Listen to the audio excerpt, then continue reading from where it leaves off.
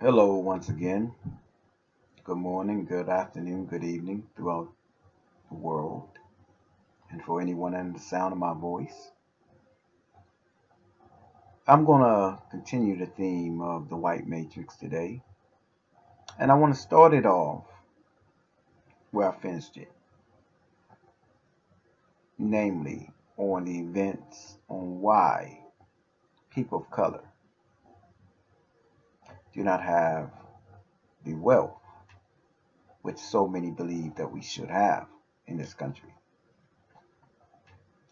But first, let me give you a little story here. Something that's dear to my heart, in fact. In 1933, FDR, our former president FDR Roosevelt, he made a policy to confiscate the gold from the American citizens and put them on a monetary system of what we see today as cash money. Now, at that time, the gold was trading at roughly $20.75 an ounce. So Franklin Roosevelt made it a crime to hold the gold that your ancestors and my ancestors had worked for or put others into slavery for, and took that money and gave them cash, took that gold rather, and gave them cash. In less than 40 days, the banksters who had come up with this theme took the money, took the gold rather, and they devalued the money, making that which was worth $20.75 an ounce suddenly worth $35 an ounce, thereby stealing half of the wealth of the Americans in the country virtually overnight. But I digress because this is a different story. Now, just before that edict was put into place, one of the enforcers of this law went up into the mansion of a very wealthy banker. And he went up into the mansion to claim the gold in which he had, only to find that the mansion was empty, or nearly empty. The man himself was nowhere in sight. His two grown daughters, who were over 25 years old, had not seen their dad in a week and were actually concerned about him. But they could not communicate with him. Now, that law officer called in many others, thinking that perhaps this guy was trying to remove himself or distance himself from the edict and keep his gold away from the government. And so he decided to mark it as a fugitive type of thing. But being that the man was wealthy, they decided to make sure they did not look at him as a criminal, because the man was an influential man, by the way. And none of the foot soldiers wanted to get fired by the upper ups. So they were ready to leave, but one detective did a thorough inspection. And it was his conclusion that was the opposite had happened there. In his mind, he said there is evidence here that this man not only did not leave of his own accord, but that the crime was committed here, and that he may be dead or kidnapped and his wealth taken from him. Now from here it gets a little interesting. You see, what he did was he brought it back, and despite being mocked and laughed at, he put it in something called a cold case file, which means he investigated it first, but after a while, with no conclusion, he put it as a crime that was unresolved. Well, 80 years later, his great granddaughter decided to become a detective, and she had heard of the mysterious disappearance of this wealthy man. And knowing that this was a connector to her and her great granddad, and as an onus to him, she decided to work something called cold cases. And she went into the cold case and she saw her granddad's name written on this case. And she said, you know what? I think I'll investigate this. So first she went to the mansion which still stood, and it was owned by another rather reclusive man who had become rather wealthy overnight with no one knows how, but they certainly didn't check. Well, this man was tending his lawn and had others attending his lawn because he'd grown his wealth even more than his generation before him. In fact, that was only one of his mansions that he had received from his fathers and forefathers. And he had been so wealthy for so long he had no idea where his family wealth was. After all, his granddad and his great granddad and his dad he had even passed away and left these things to him. So she asked him questions, did not come up with any real answers, and then decided to track down the family members, the descendants of the two daughters, the grown daughters of that particular situation. So she goes and she searches out, and the only thing she could find is one daughter, one descendant, I should say, of those daughters. You see, after their father had lost their fortune and the daughters had fallen into hard times themselves because they couldn't find the wealth from their dad either to be passed to them, that their husbands left them, and they fell to hard times to the point that 80 years later, the only descendant left was a meth addict in a trailer park, a young lady by the name of Lucy. To make matters worse for Lucy, Lucy had grown up in an orphanage because her mother had died from a heroin overdose. And so Lucy was in an orphanage where she was sexually molested and also abused. And later she had a chance to finally meet a young boy who she thought gave her some independence and a sense of life. And the only thing he did was help her to become a meth addict. So Lucy gets a knock on the door, and she's high and she's belligerent because she had a police record. She had no real prospects for a job. In fact, she was on government assistance, as so many others in that predicament often are.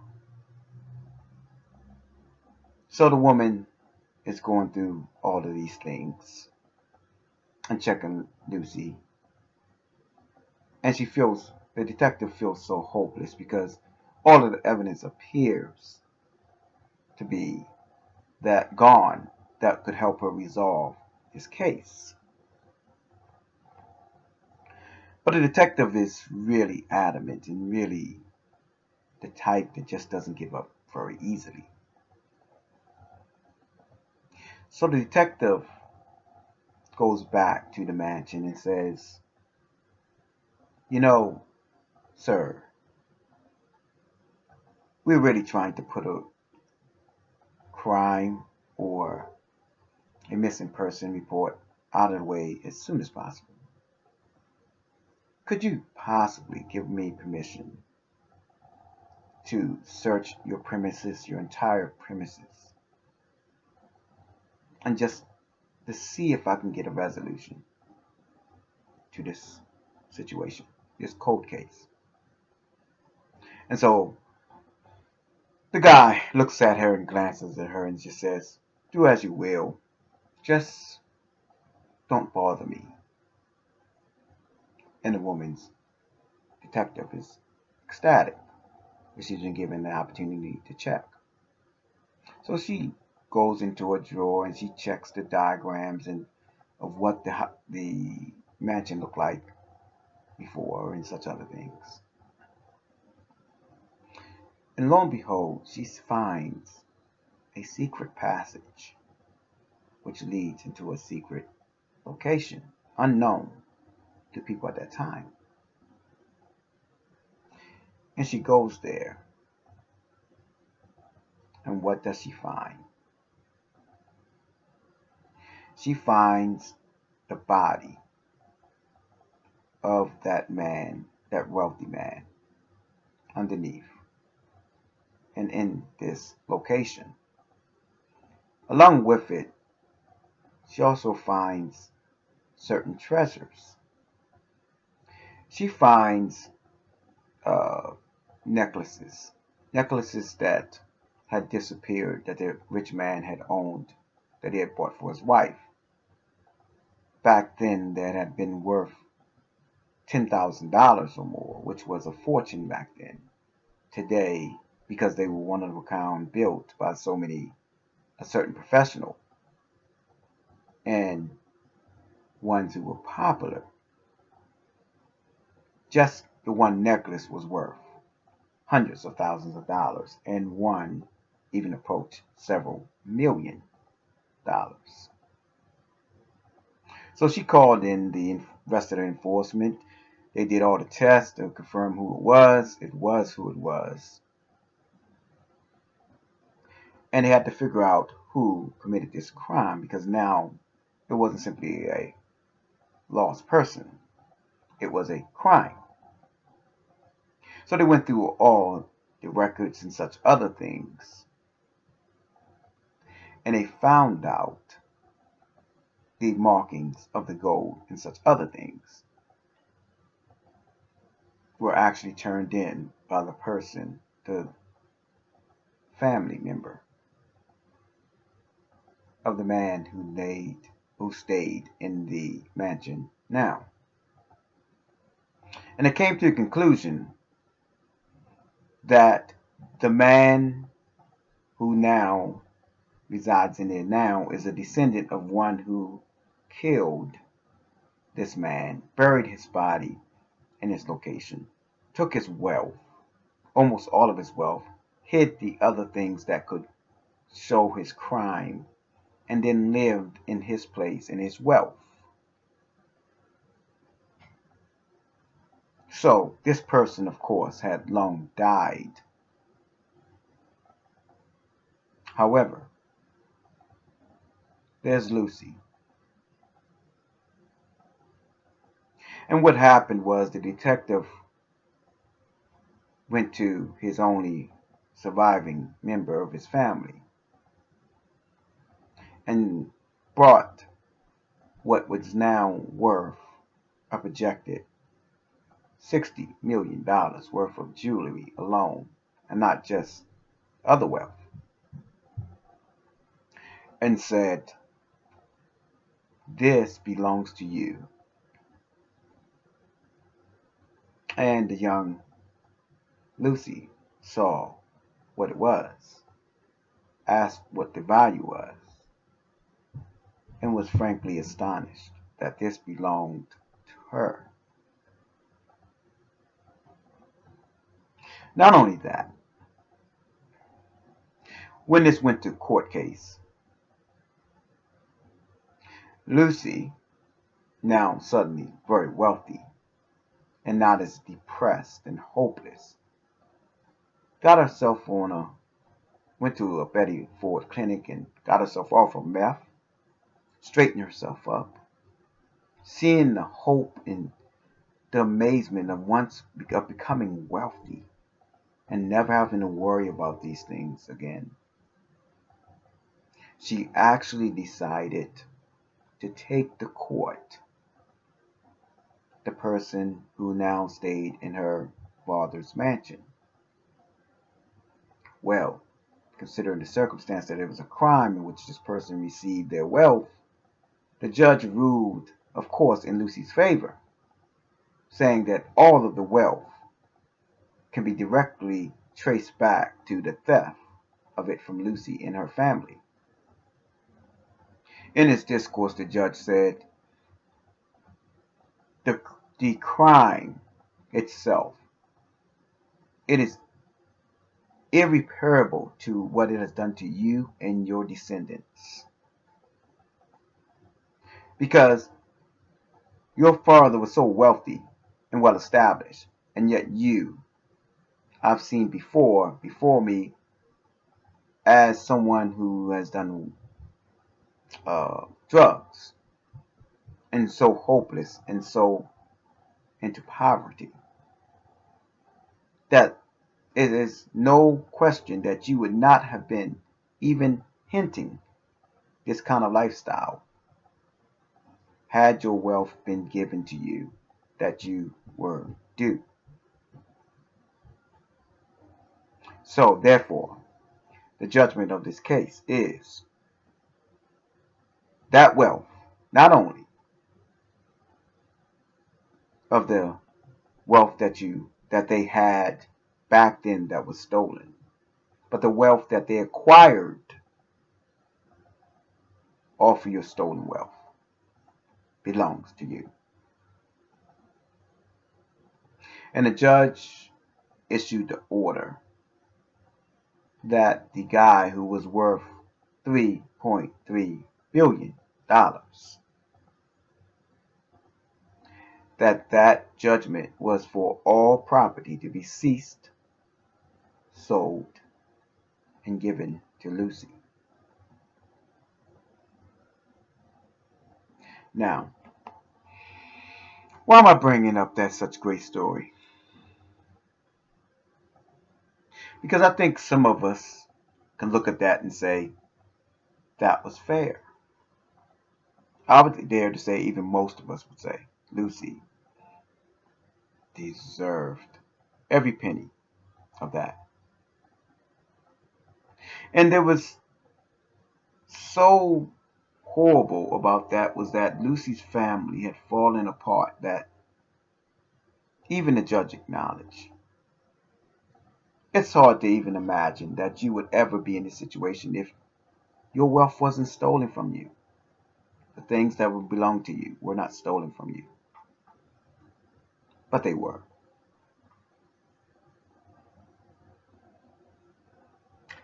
Sadly, that's the situation we're in right now. And so, to continue the theme of the black matrix, or the white matrix, I should say, uh, but the loss of black opportunity.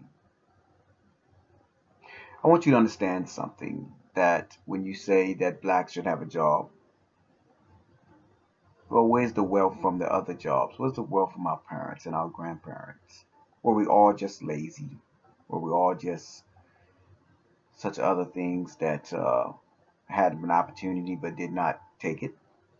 Of course not. That's ridiculous. But that is a prevailing thought of many of the, quote, both races and those of that are in the white matrix. So let me give you some more policies that exemplify the things that many of you do not know. Now, I touched on this in earlier videos, but Nixon instituted the war on drugs. And what the war on drugs is this. Such leaders as Malcolm X, such leaders as, whether you agree with them or not, which I generally don't, by the way. The Nation of Islam in the East and the Black Panthers in the West Coast were demanding rights. So Richard Nixon decided to criminalize things that were not crimes. You see, the two elements that could make or break any people, and I mean by individual or by a group, is wealth and voting power. You see, if you don't like it, you vote it in or vote it out. But in order to do anything, you have to have the wealth because a lot of our government policies is done, excuse me, frankly, done by lobbyists and unions and such other wealth inclusive things.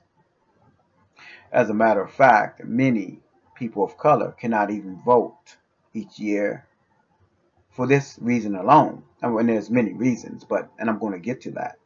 But for one reason alone, they cannot vote.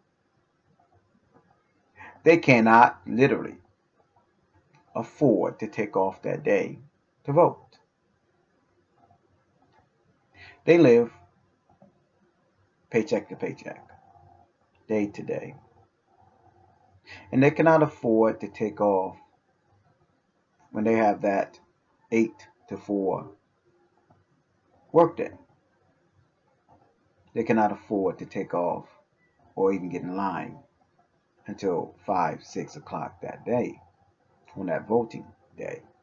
That is why I'm a proponent that the election should be a 3-day process, giving people an opportunity to vote on that particular 3-day process would ensure that those who will want to vote can vote without having a necessity or being any possibility of being left out of the voting process.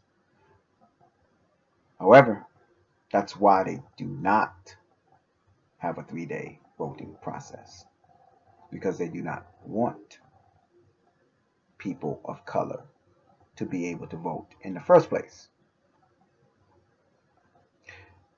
Now, the wealth element I just addressed.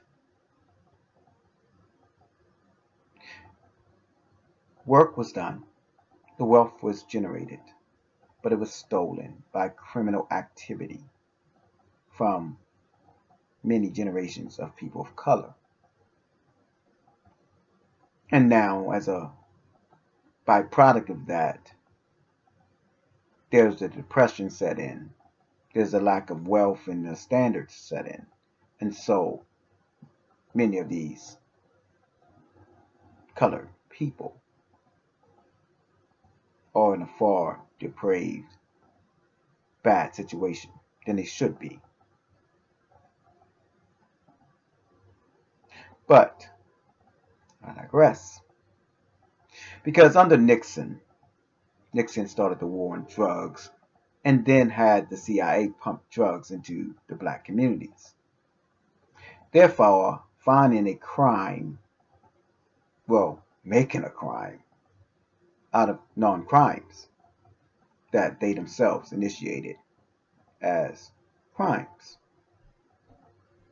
Therefore, causing many blacks to be convicted, even those who 100% had drugs and other things planted on them, of a crime they never committed, and even worse, crimes that were not crimes at all. And when you get a felony on your record, you are now no longer able to vote or carry arms to protect yourself or get a job in most cases. Certainly not a federal job, because a requirement to have a federal job means that you must not have a felony. So let me ask you a question. If you can't get in by vote, what is the other way to get into the government to change things? You guessed it. To get a government job. After all, if you have a job, you are now actively implementing the policies. And if you arise higher in that government job, you can now change, alter, and enforce new government laws, which is why the standard had to be black must equal felony. Felony must equal no vote, no job.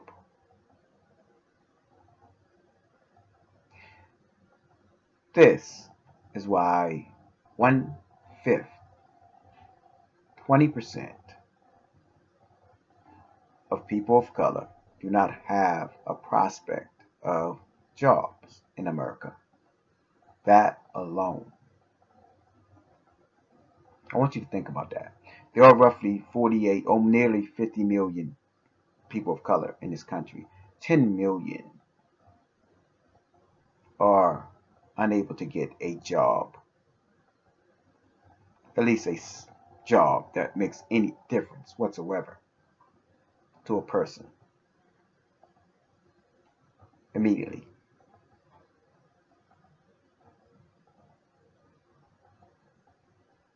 That shouldn't happen in any society. But this is the norm for people of color in this country. It really is. So, from the comments of, why don't you get a job? Well, have you considered that many cannot? Okay, but there's still the 80%, Marshall. Really? 80%?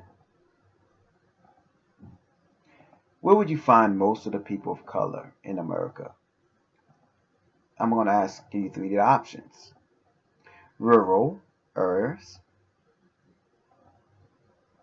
urban areas, suburban areas.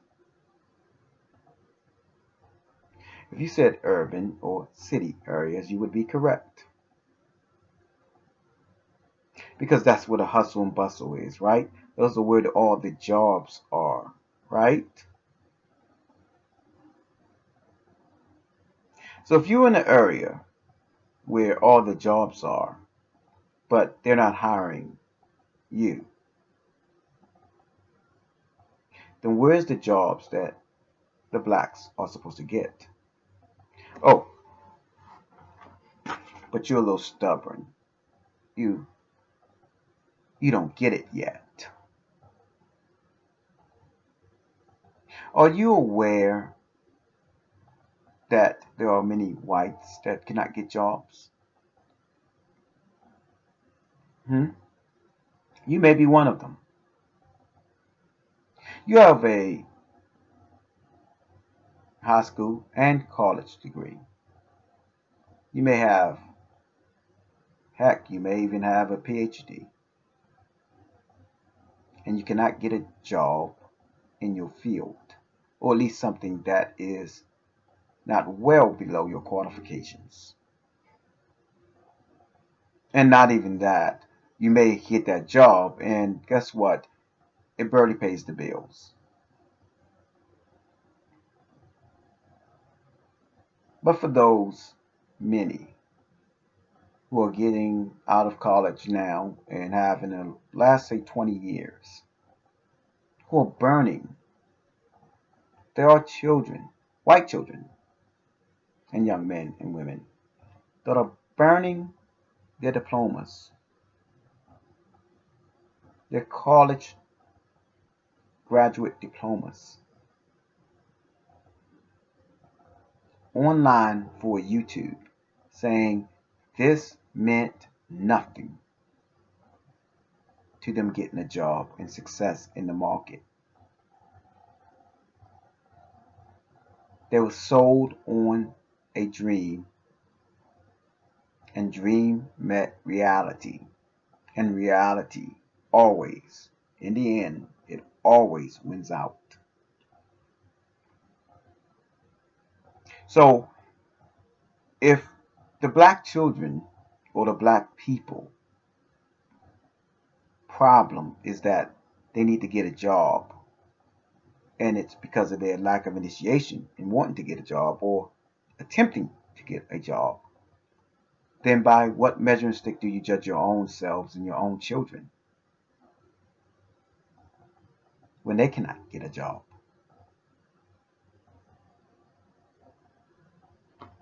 Reality reached the white matrix. I accuse you of what I excuse myself of. That's called hypocrisy, yes. Because hypocrisy is just a symptom of the white matrix. I've said before and I'll say again, we are all one people. We're all children of Adam and Eve. But to think that all the children are treated the same is being either blind or disingenuous. And honesty and integrity is what is needed where you're trying to find a solution to problems or a particular problem. And lies are never, ever acceptable in those cases. So, to continue, Bill Clinton decided that was not good enough. But before Bill Clinton, Ronald Reagan decided that was not enough. But before Ronald Reagan, Nixon decided it was not enough. And so we addressed Nixon. Let's go to Ronald Reagan. Ronald Reagan said, you know what, we must really pump up this war on drugs. How many of you remember the Iran-Contra? Mr. Oliver North. Well, under our president and his war on drugs, they've been giving them our weapons. I want you to think about this. They were giving them the U.S. weapons that the taxpayers, black, also taxpayers, had used to help buy the weapons of the U.S. Army, and giving them to rebels and drug dealers and drug producers in order to get drugs. Yes, illegal drugs. Well, see, as long as the government is buying illegal drugs, it's legal. And profiting from it, it's legal. And putting it into poor areas and giving it to them for free to get them strung out, and so that you increase the crime and the criminal rate and the drug incarceration. That's legal in the white matrix and in this government system. But when the effect of illegal demonic activity of the white matrix is felt, you now accuse and victimize the people who were victims and call that a righteous standard.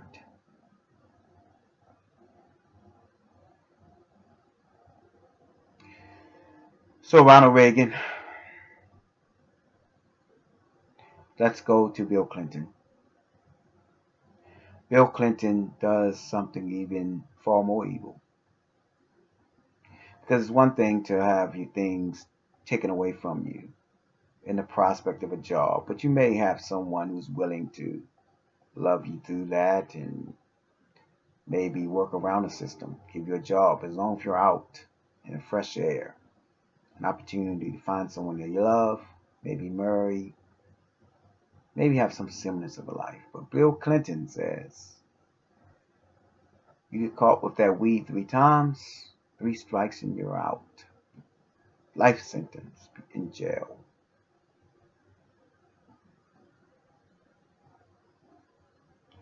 Criminalizing being black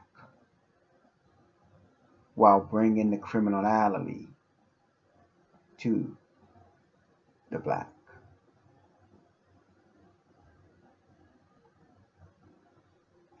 A war on drugs while buying drugs and giving it to them.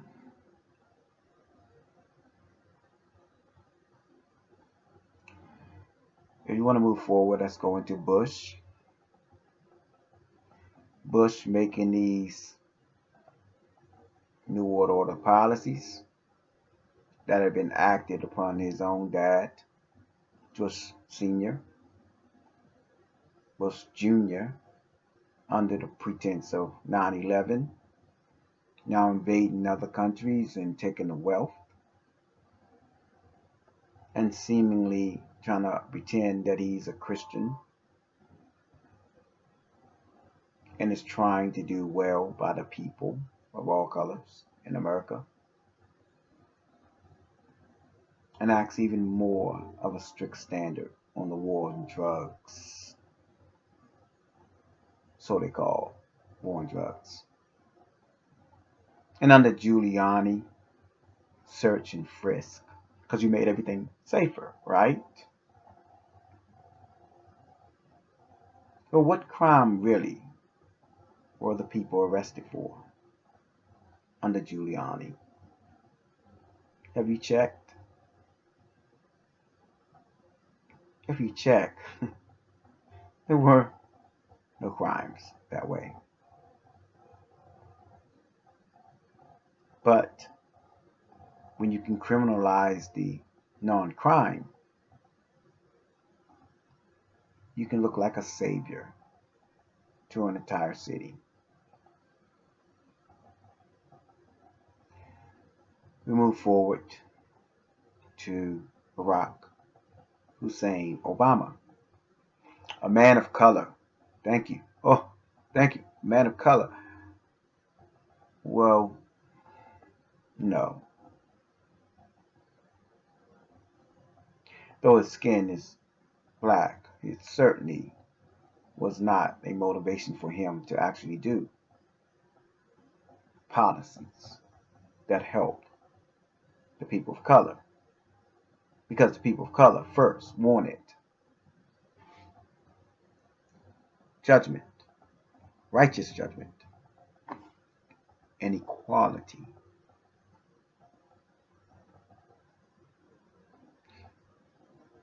And we got less of it under him. Now, I'm not here to knock down any president or anything else. I'm simply showing you the answer to your question.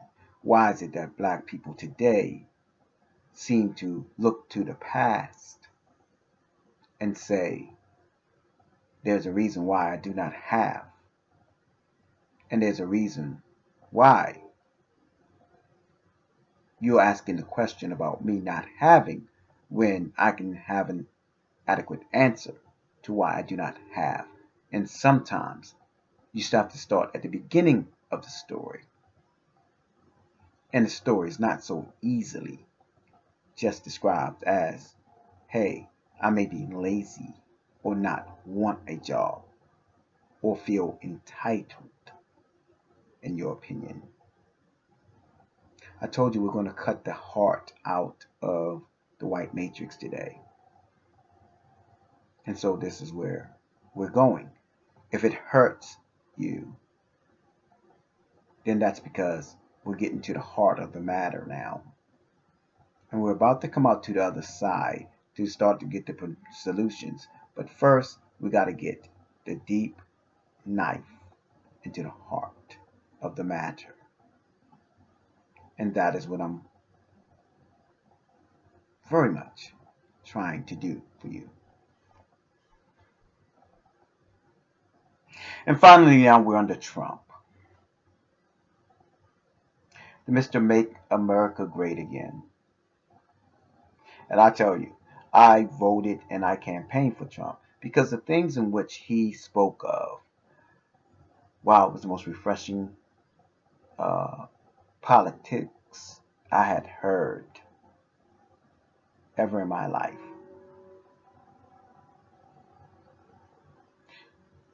But then, at last, it's the same policies, or lack thereof, the same promises, and lack of fulfillment that it always been. Different face, different color sometimes, or once. Same policies. Because it's the same matrix.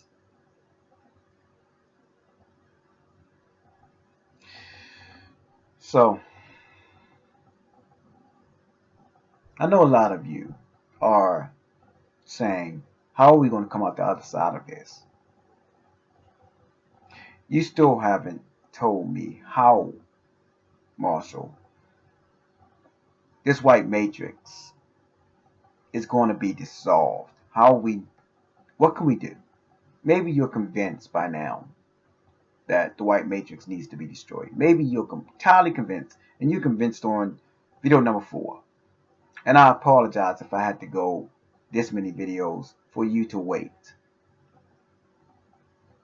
But there are many others who still will not get it, even to this point.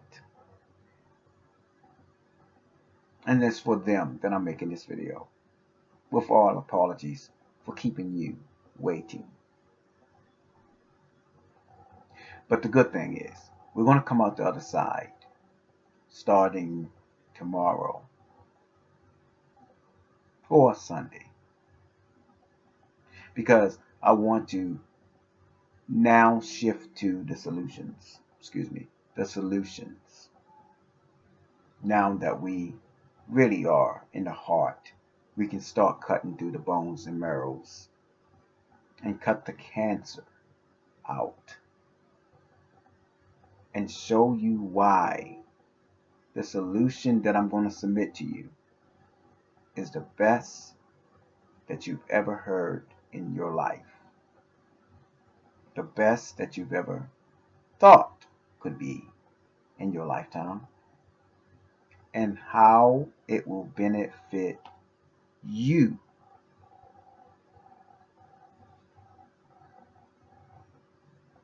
Think about that for a second. I didn't say how it could take away from white people and give to black. I didn't say how it would destroy our whatever. It's going to benefit you, individual, you, family, you, group. When I tell you what needs to be done. Until that point, we're in this matrix, this white matrix together. I'm just trying to lead you out through the other side. You see? Because Lucy has had her generations taken from her. She's had her peace taken from her. She's had her wealth taken from her. She's had her own body taken from her. But Lucy is now suddenly receiving all of it back. So she doesn't have to stay that way anymore.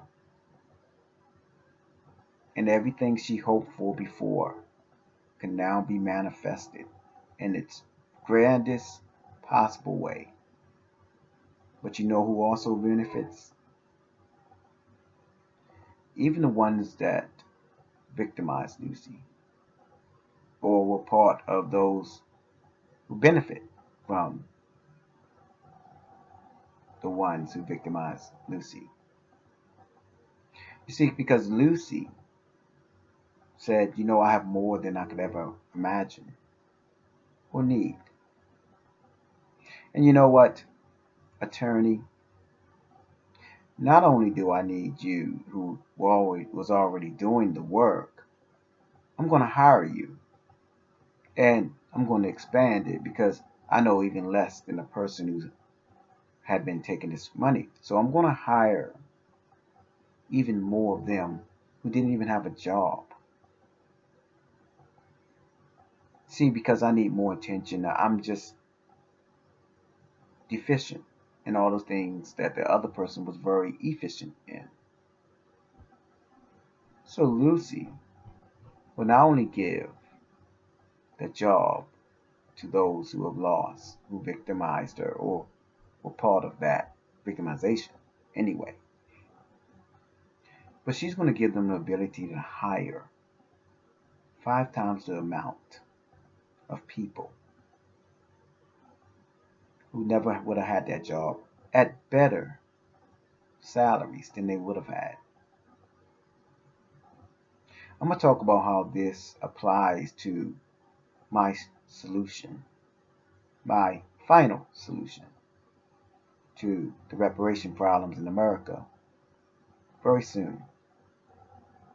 But until then, Shabbat Shalom to those who understand. Shalom to those who are around the world. Have a good weekend to those who will not see or will not see me until next weekend. Good morning, good afternoon, and good night to you all.